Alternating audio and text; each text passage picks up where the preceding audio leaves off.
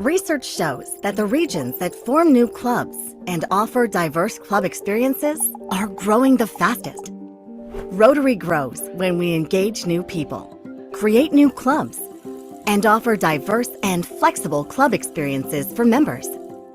As Rotary leaders, we must listen to our members and community to provide a club experience that our participants want. An innovative approach to starting new clubs using new club models gives you that opportunity. Club models are the approach or elements each club will offer. Every community has different needs, and there's a club model to meet them. Here are just a few examples of common club models. Members can be in a traditional club, which may include a meal and a speaker, or a cause-based club, where members are passionate about a specific cause and focus their efforts on that topic, or an interest-based club that engages members who share interests or hobbies, or an international club that encourages friendships and relationships from around the world. Using new models to develop clubs that provide a fulfilling club experience helps Rotary grow in your district. Work together with your district leaders to find a club model that meets your community's needs, or create a new model that works for you. Get started at rotary.org/start-a-club. And guiding us through today's webinar is Membership Action Plan Chair, George Robinson Burnett. George, take it away, my friend. Thank you so much, Andy, for your kind introduction. I'm delighted to see so many faces older than you on the call for the start of another great year of endeavour as the MAP team try to assist you in growing and strengthening your clubs. We are now, can you believe it, going into our 4th year of MAP, and tonight we thought we would take stock of our aims, our progress, and some of our hopes for the future. It has been my honour to be the chair of MAP Initiative for the past 18 months, and as such, I have the distinct pleasure to spend time with some of the most dedicated and talented membership-orientated people in Rotary. Their creativity and unwavering hard work continues to bring innovation to our presentations and to our resources. And these innovations are now emulated throughout the Rotary world, an achievement everyone in zones 33 and 34 can be very proud of. And since this is the first webinar of a new year, it seems appropriate to introduce the MAP team to you, and what better than to show you them as they appear in our recent promotion material on board our bus. We are delighted to have both our current director, Patrick, and our past director, Jeremy, on the team, and we will hear more from both of them later.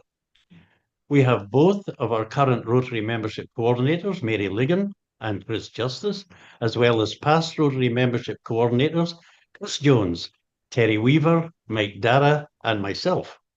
We have our Rotary membership officer, Jose Gonzalez, and the past RMO, Audley Knight, and we have a number of very well-known Rotarians also, Sean Sawyer, John Spillman, Barbara Goby, Patrick Longano, Don Harris, and the man who started us off tonight, Andy Van Hook. So there's the team. We do add to our team every month to ensure you are hearing real solutions to real problems from people that matter.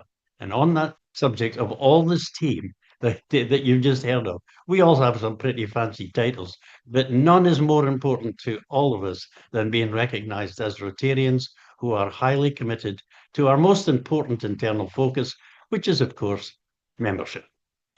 So having met the team, it is now time to introduce our featured speakers, and where better to start than with the person who can best be called our founder, and that is past RI Director, Jeremy Hurst. Jeremy is my classmate as we both served as governors in 13-14, and Jeremy does his Rotarying, if that's even a word, at the Rotary Club of Grand Cayman. Jeremy, we are delighted to have you with us tonight, and perhaps you can start us off by telling us about the initial thought process that started MAP and the setup process, perhaps. Well, thanks, George, and I'm equally delighted to be here with everybody. So when the original mappers we're known as, by the way, met in Atlanta in February 2022, the very first step was to ask ourselves, what is in fact the problem to solve here? What do we really need to focus on? And that, of course, has been the subject of one of our recent webinars. Well, the obvious PTS, or problem to solve for MAP, was the stagnant membership within Rotary International, both globally and within our paired zones, and also particularly across North America. The very birthplace of Rotary, and still by far the powerhouse of our great organization in terms of membership and contributions to the Rotary Foundation. In fact, the US remains Rotary's major engine for impact and change, and we can only achieve that locally and globally if we continue to support our 7 areas of focus with tools like global grants. And the key to that is to ensure that Rotary remains strong and healthy here at the very birthplace. So we felt frustration knowing that we're part of an organization that can and should be a game changer in each of our communities and globally by providing sustainable impact and transformational change. But that membership engine is in fact spluttering at this point in time. So that was one of our challenges. The same frustration happens knowing that we lose about 50% of our members, both our Rotary and Rotaract clubs, within the first 3 years of the members joining us, because we're not delivering on the experiences we're promising and they expect when they join. We needed to adapt in a rapidly changing world, but don't have the tools and resources at that point in time, or the motivation where it happens and where it matters most at club levels, of course. And then again, we see some clubs in the district doing tremendously well in our zones in our district. So how can we distill this down and bottle this, so to speak, so all clubs will benefit from knowing both the ingredients and the recipes for success and have them at their fingertips? How could we provide the tools, resources, and support the clubs and our clubs needed? And how could we best reach our clubs via both zone coordinators, district teams, and of course, reach their leadership teams directly? Most importantly, the presidents, of course. And how could we create that culture shift that allows us to understand that this isn't just about keeping our members, as important as that is, but that we won't be able to retain ourselves to growth. We need to intentionally and consistently attract new members and offer new and innovative types of membership experiences. And most importantly, how can we convince all clubs why this is important to them? Why should this be important to them, to the Rotary world, to our communities, and to ourselves? Thank you, Jeremy, for explaining the why that caused MAP to be created. I think it's fair to say that while this was a Zones 33, 34 innovation, it has been had much wider implications beyond our zones. Can you identify for us how this development happened? Absolutely, George. Well, Rotary International was recognizing at the time that regional adaptability would be the key to our zones and districts and clubs becoming the best and strongest versions they can be. So as part of that process, RI took decisions to encourage the various regions of the Rotary world to develop similar plans to focus on identifying their specific problems and focus in particular on membership growth in their regions. Our zone's MAP plan formed the basis for other plans being developed as we speak across the Rotary world. And more than that, Rotary International saw the opportunity that our amazing membership success center presented, not just on a regional, but also on a global basis. And in fact, they helped fund it. And lastly, Zone 33's work on innovative clubs, particularly companion clubs, is now being scaled across the whole of North America. We started something big with MAP, and it's exciting to see where it's going next. But although we can create the best possible tools, they have absolutely no value if our clubs don't see the value in using them. Our clubs need to understand that membership growth done properly is the best metric of vibrant, successful, irresistible club experiences for our members. And this, of course, is in our audience's hands tonight, because each of you are leaders in your communities with your clubs and can make the difference. Many thanks, Jeremy. It's amazing how far these innovations from Zones 33 and 34 have traveled in the Rotary world. So finally, Jeremy, we're asking each of our speakers tonight to give their top membership tip as we start this new Rotary year. So what top tip have you got for us? So, George, building on my last point, the bottom line is that it starts and ends, in fact, in the clubs. And most importantly, with the clubs of leadership, who hopefully inspired by our district governors and their teams, of course, our zone coordinators and their teams, and MAP itself. But if Rotary is to grow, and we're going to create impact and lasting change in our communities, we need to recognize, accept that the club is in fact the only place that can happen. So in other words, we can provide all the tools in the world, but if the clubs don't recognize they have a problem to solve, they mean nothing. So it's absolutely essential that clubs see membership growth as the best long-term indicator of success. It's the likely outcome of their clubs being vibrant and irresistible, where their members are engaged and enjoying their Rotary experiences. So my advice will be to club leaders to focus on improving your members' experiences at club levels as your top priority, and use the tools, resources, and guidance that MAP provides to do this and achieve sustainable year-on-year growth. Jeremy, that's a great top tip. And thank you so much for being with us tonight. Your thoughts and perspective are greatly appreciated.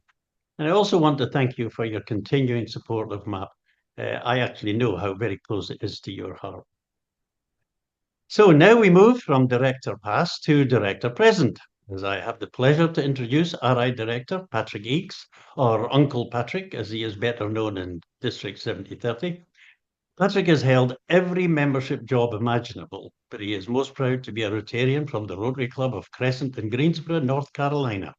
Patrick is an important member of the MAP team, not only because of his extensive membership experience, but also because he is uniquely positioned to keep us up to date with RI membership developments direct from the boardroom. Patrick, we have changed MAP in recent times to hopefully increase our audience. Can you give us your perspective on where we are now? Well, good evening, George, and thank you for that question. Yes, MAP has evolved a good bit from its early days.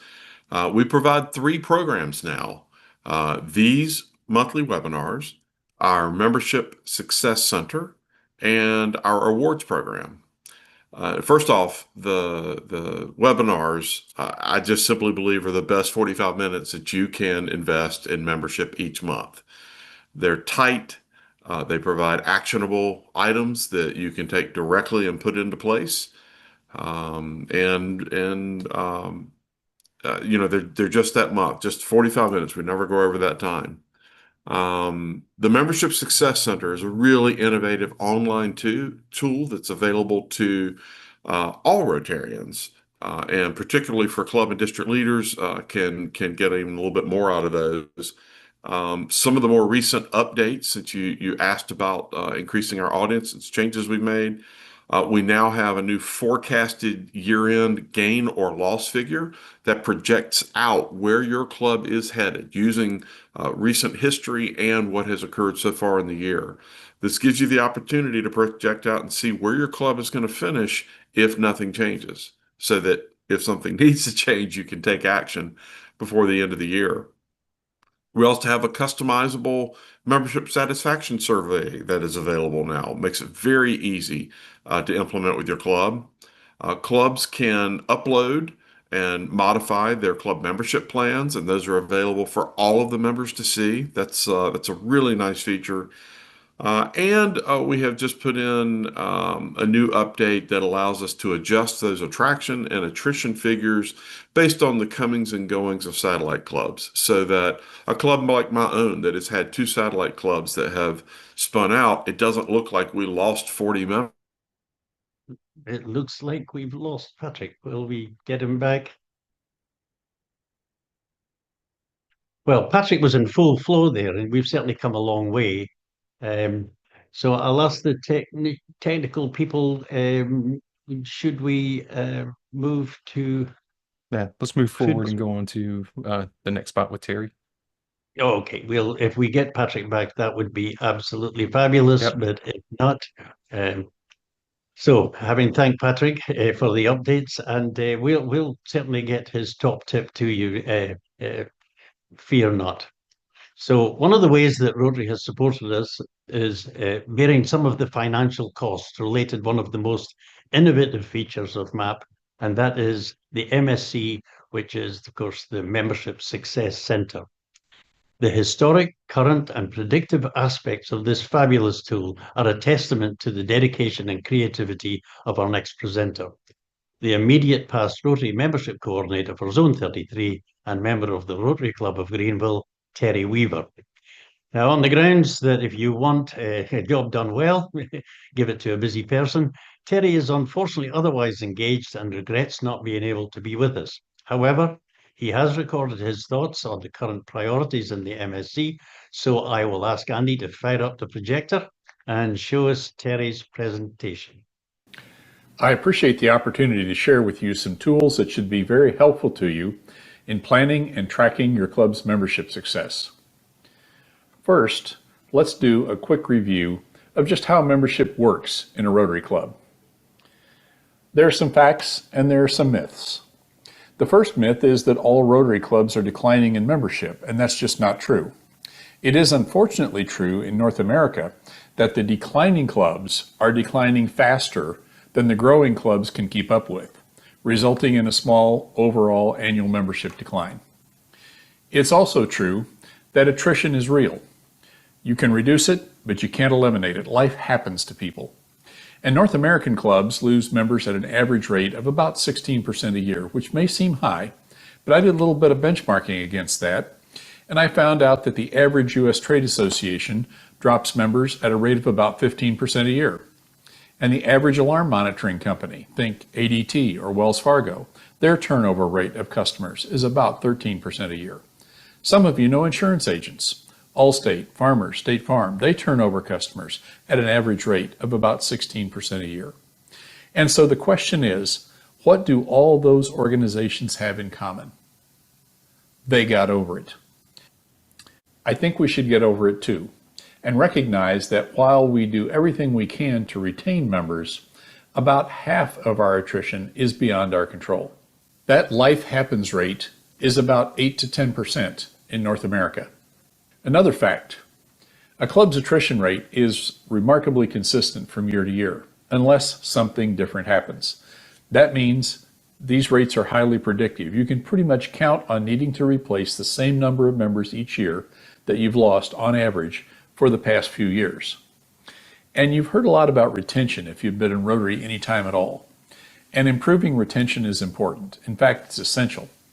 Every member you retain is a member that you don't need to replace. But it's highly overrated as a growth strategy. You can't retain your way from 20 to 25 members. So how does this apply to your club? Well, it's all baked into the goal setting process in the Membership Success Center.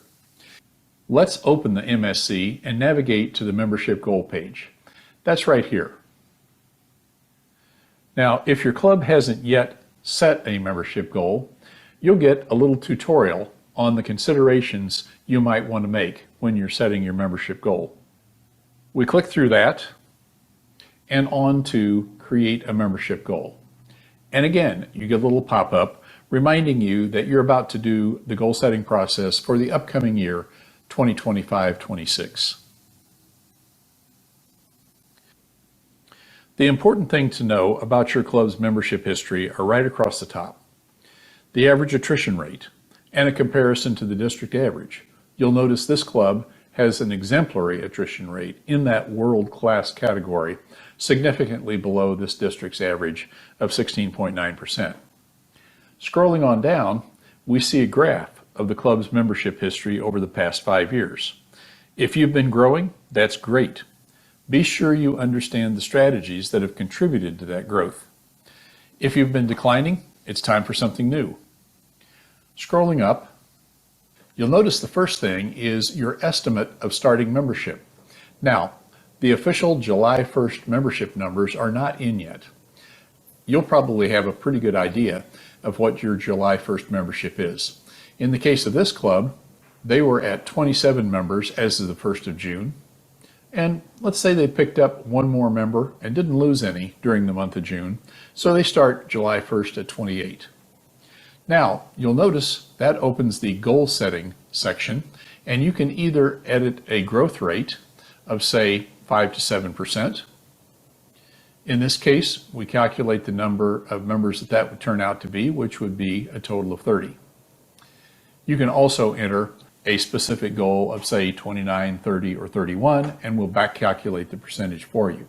So this 30-member goal means that it will take 2 more members to reach that membership goal.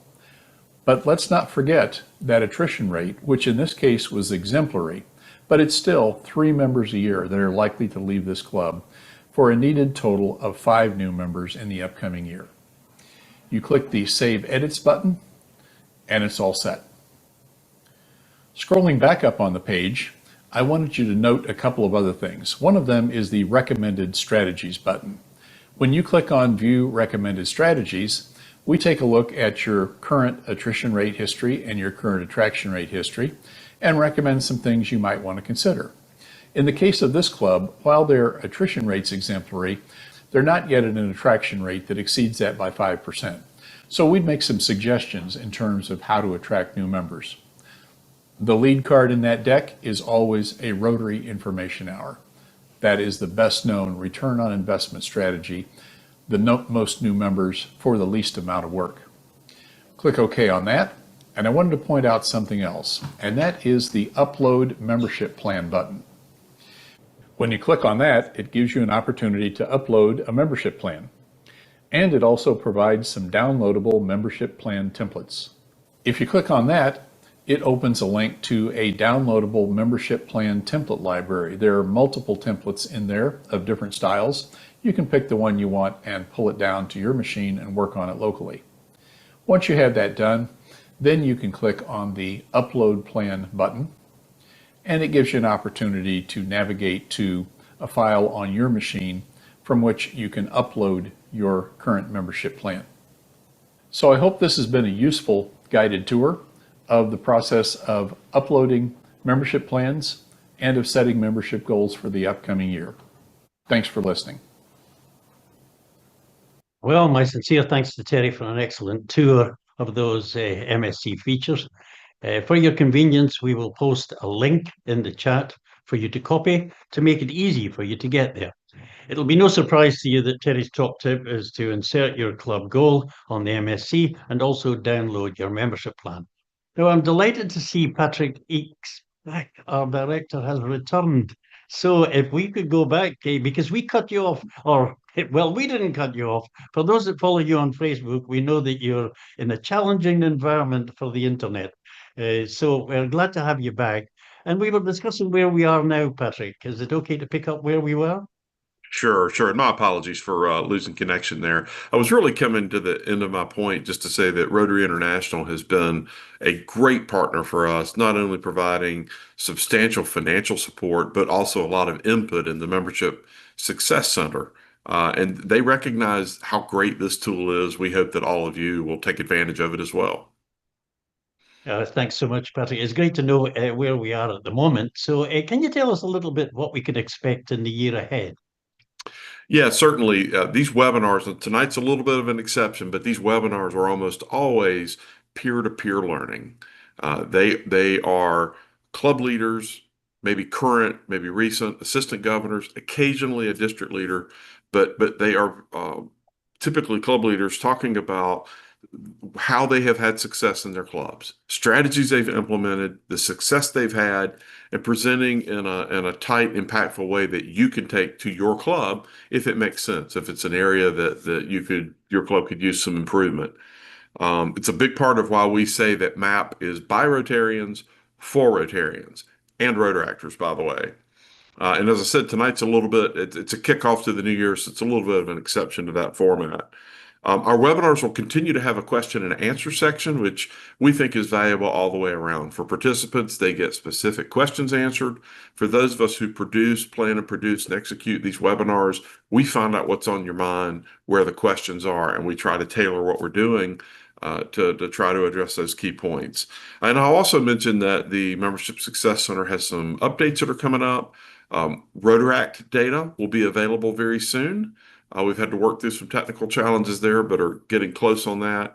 And also, we will be implementing AI so that you have a more customized, more personalized experience based on your club and the situation your club is in, so that we can tailor your experience a little bit better. So it's really some exciting things coming with the MAP program.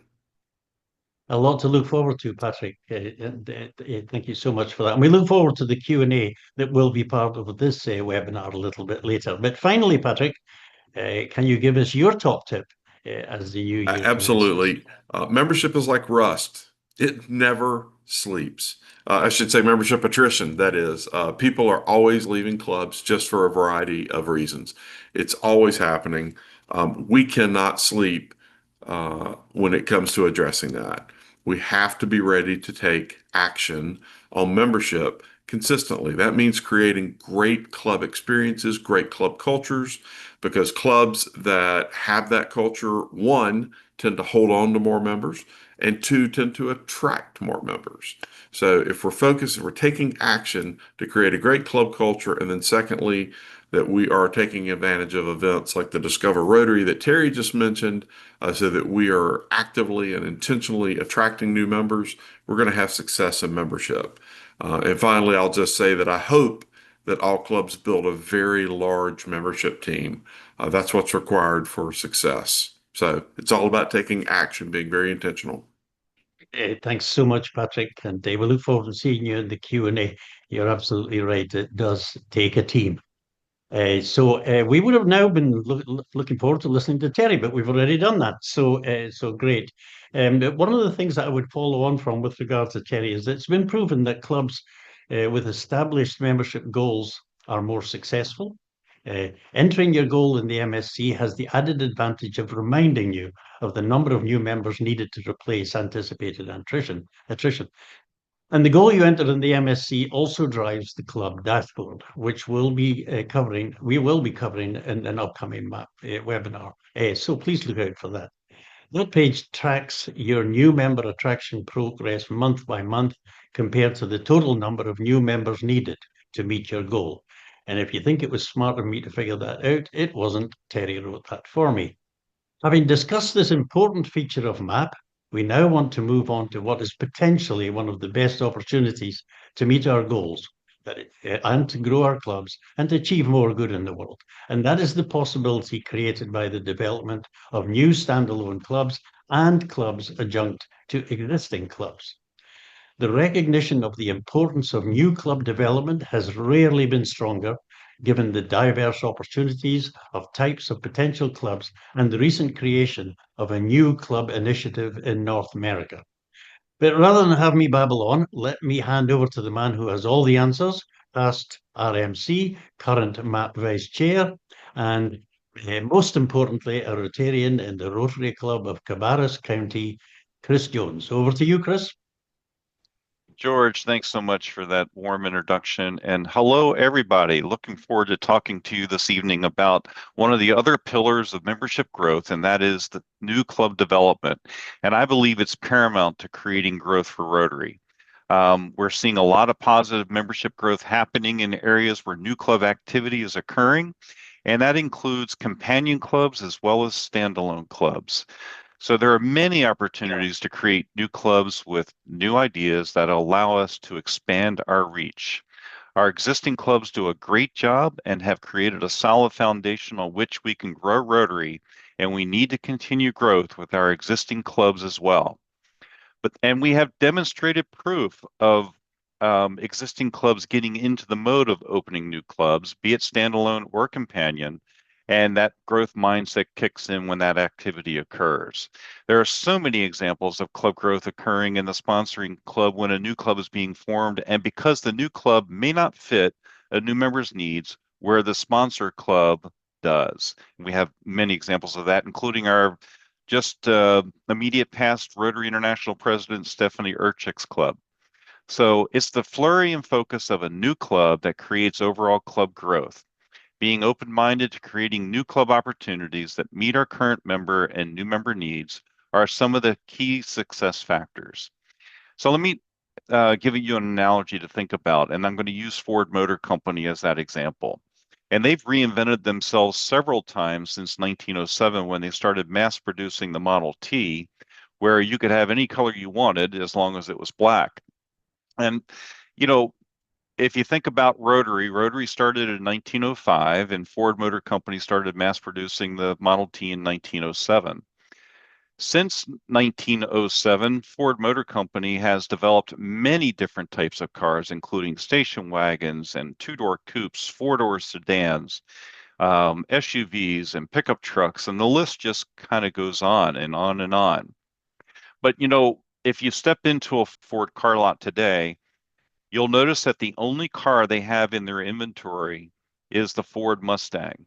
So they no longer have any other cars in their line, and they do have pickup trucks and SUVs and that type of thing, but they don't have any other cars other than the Ford Mustang. So now let's look at the Rotary story. You know, Rotary, again, has been around since 1905 with basically the same club model the entire time, until recently, where we've started opening companion clubs and other new membership models. We're opening new clubs regularly up until about the year 2000.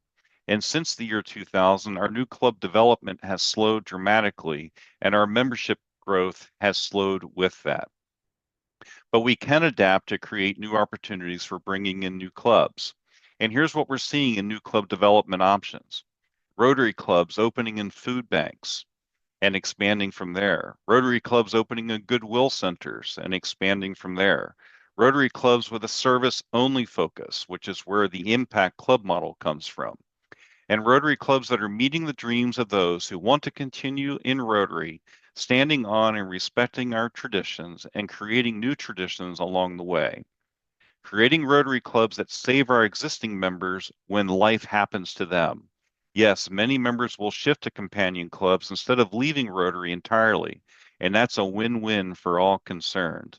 We have an opportunity to create an even better and stronger Rotary by focusing on new club development, either with standalone or companion clubs.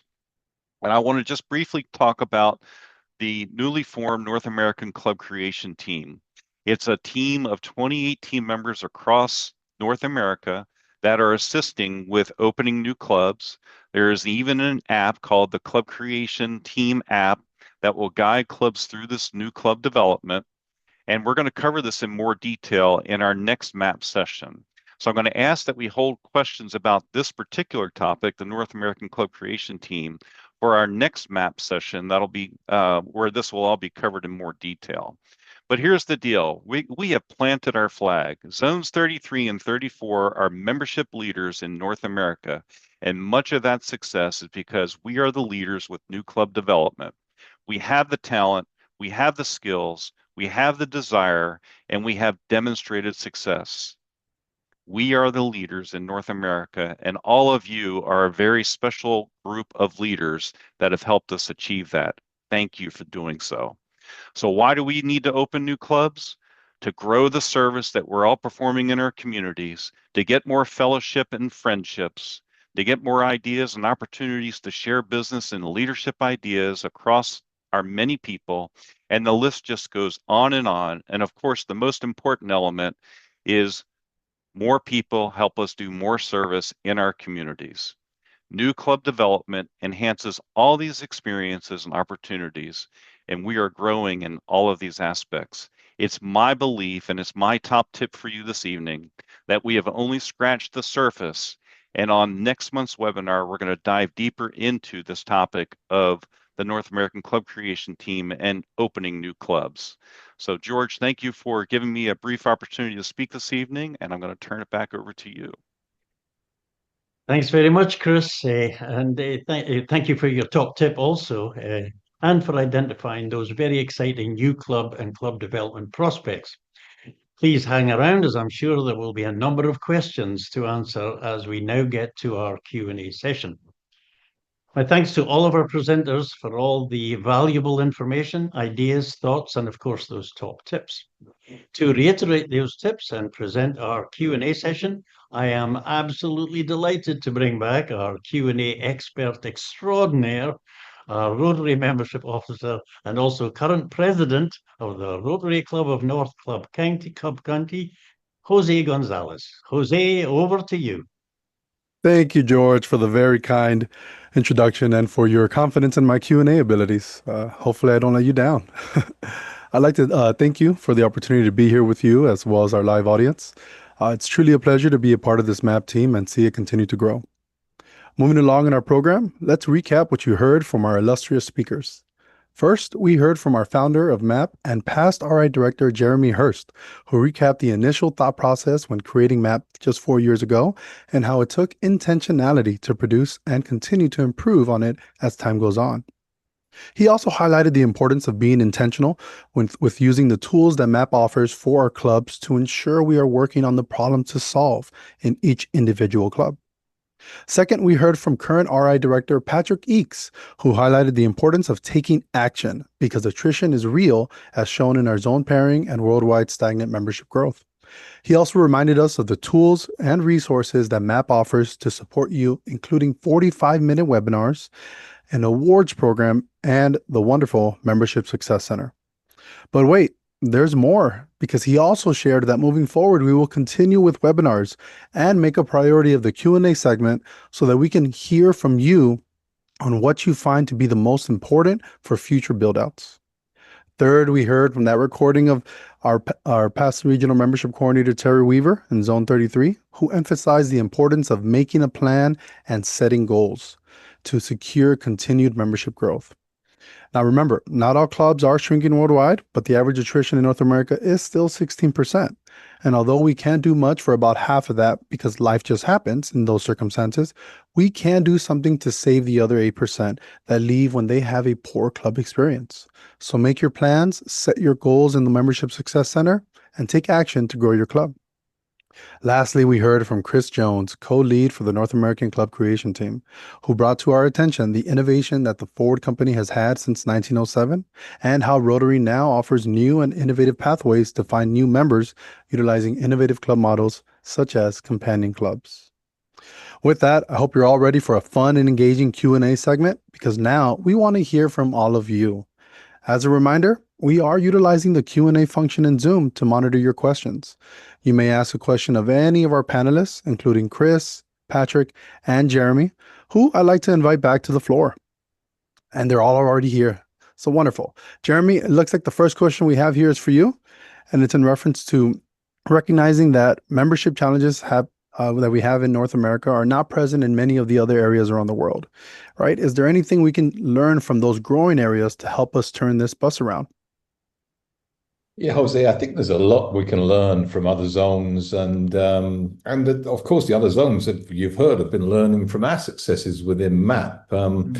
But for example, Rotary Great Britain and Ireland, and Patrick will know this as a current director, they're experimenting with a new corporate membership model called the enterprise model, where Rotary is in fact partnering with medium-sized businesses, and in effect, these businesses are outsourcing their corporate social responsibility, their CSR function, to Rotary, allowing us to expand our reach into those businesses, opening new avenues to attract new members. So members of these businesses actually then become members of Rotary. So that's a really interesting approach, a play on the corporate model.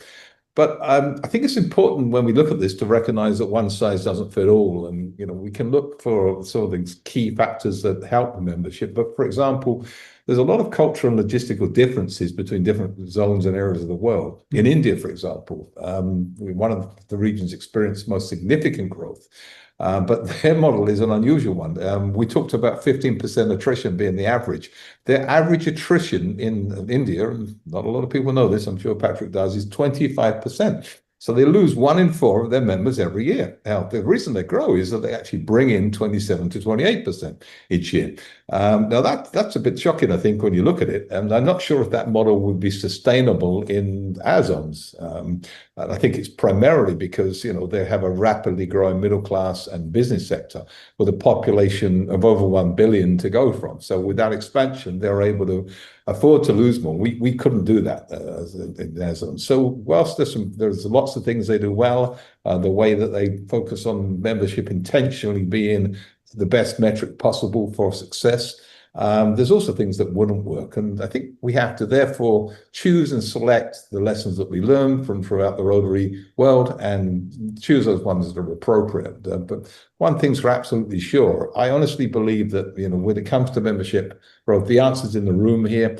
And this room and these webinars gives us a lot of answers and a lot of tools. So I think we're doing the right thing. And thanks everyone for joining and listening today. Jeremy, I think you're spot on. The lessons and the learnings are in the room. It's the leaders that have already lived this and are doing it day to day. And I think these webinars definitely are the best way for people to take on that newfound knowledge and rip off and duplicate, as we always say, in their own spaces. So thank you, Jeremy. Patrick, it seems like the next question is for you, and it's in reference to MAP. It specifically, we have here wondering about. It seems to be there's a lot of effort and time that goes into this program. Clearly, it's constructed well for these webinars. How do you feel that it's making an impact in our clubs and districts? Is it making an impact in our clubs and our districts?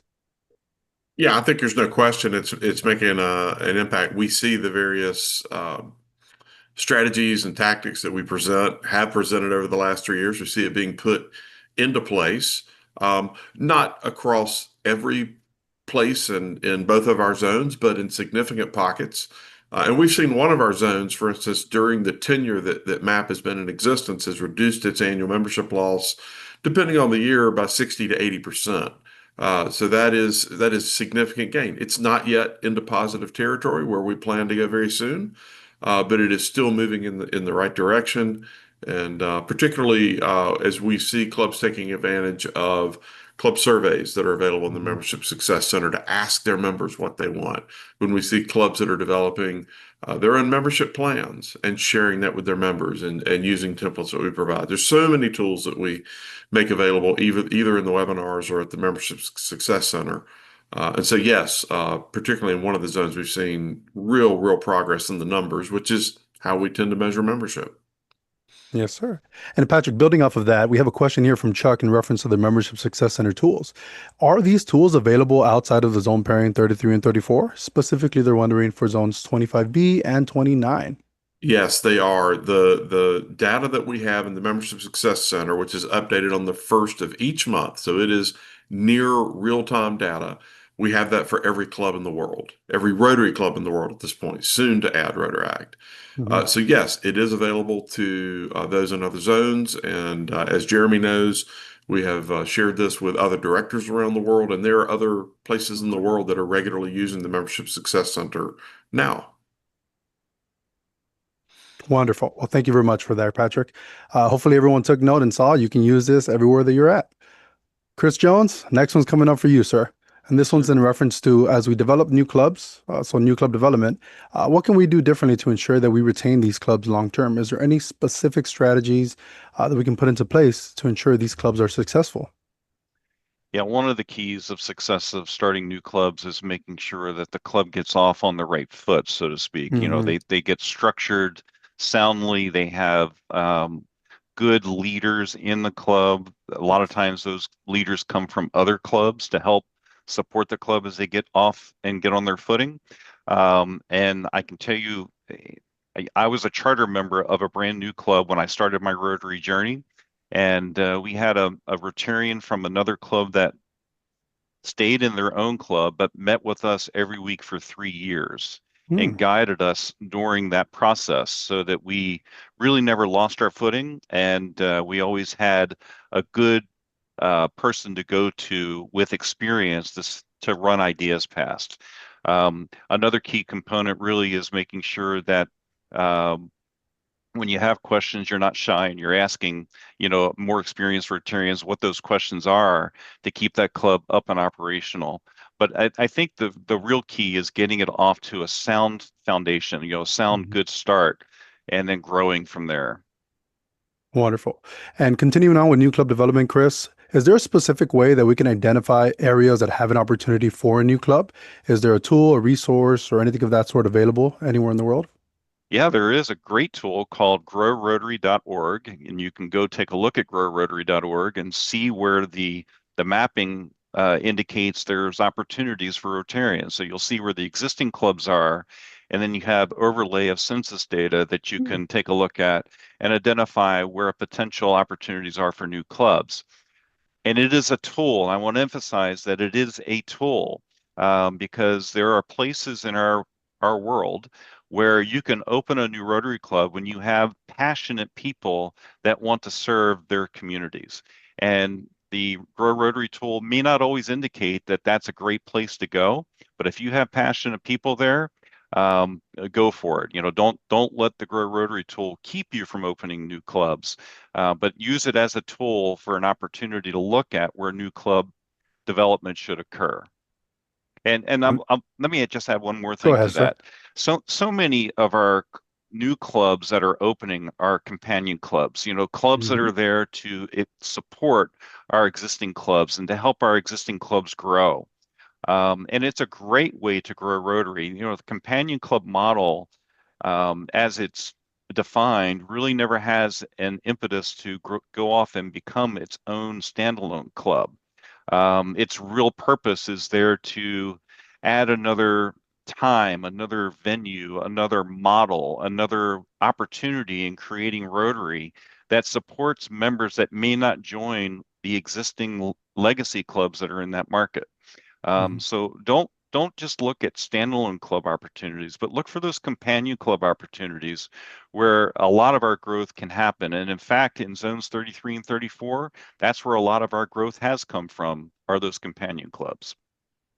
Sounds to me, Chris, like you're talking about being innovative and keeping our eye on the ball on those updated new versions that we can do Rotary. Thank you for sharing, sir. Yeah, the key is to all of this is understanding your market, Hmm. understanding who your potential Rotarians are, understanding who your existing Rotarians are, and then building models to support them. Um, eh, you know, what's been interesting for me to watch is where we have existing Rotarians, but life happens. Something happens in their life where Hmm. they can no longer attend their regular Rotary club. But a companion club was there to capture them, to keep them from leaving Rotary altogether. So, these companion clubs not only create growth, but they also create an opportunity for retention. And that's one of the reasons I'm so high on promoting companion clubs as a model. Well, thank you for that explanation, Chris. I really appreciate it. Jeremy, we have a question here from you. It is from an anonymous individual, but they're asking if you can provide the audience with a very specific idea that will enhance the club meeting. How can we make our meetings more enjoyable? Yeah, I saw that question in the chat, and I think it really goes back to what Chris says. You've really got to understand your customer. Yes, sir. View your club as being a series of customers that want a return on investment for their time and their talent, and also, of course, not a small bits of their treasure from time to time. So I think it really goes back to them analyzing what to do. I know in my club, and that's the best club I can refer to. The way we tend to create this value is a lot of fellowship.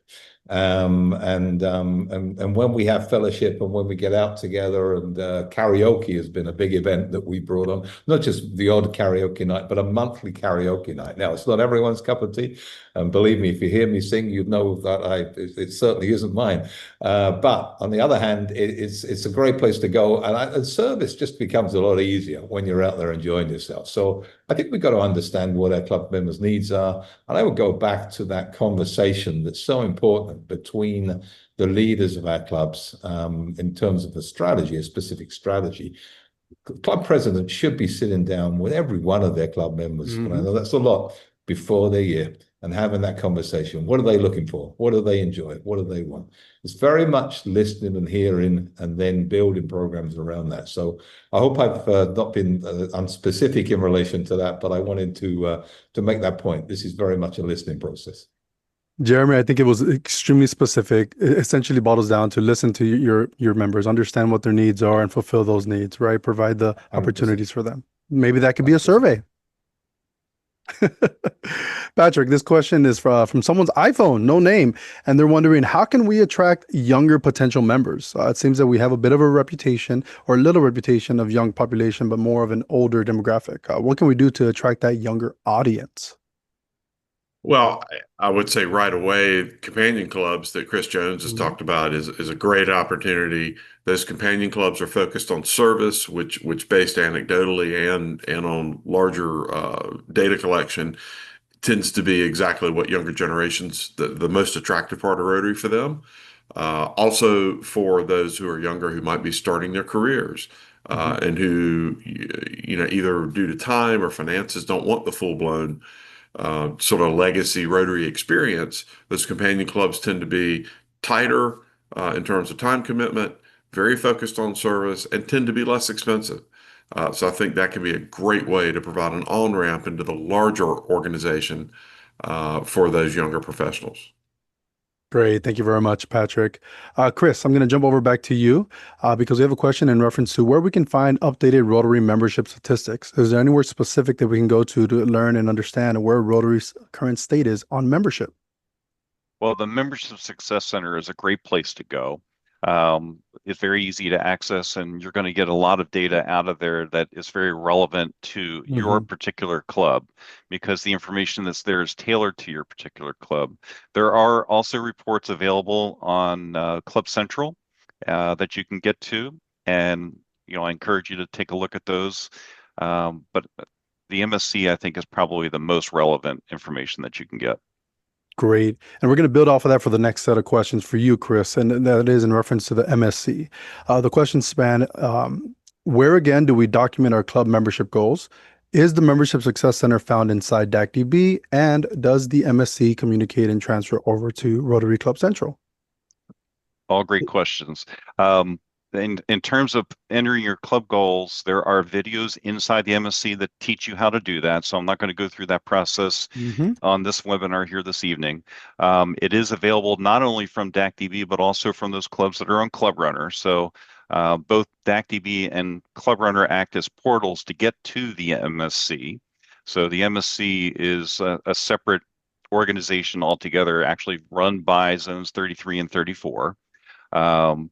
And then what was the third question? I forgot it. I'm sorry, Jose. No worries, Chris. I went with too many. Is the Membership Success Center found within DACDB?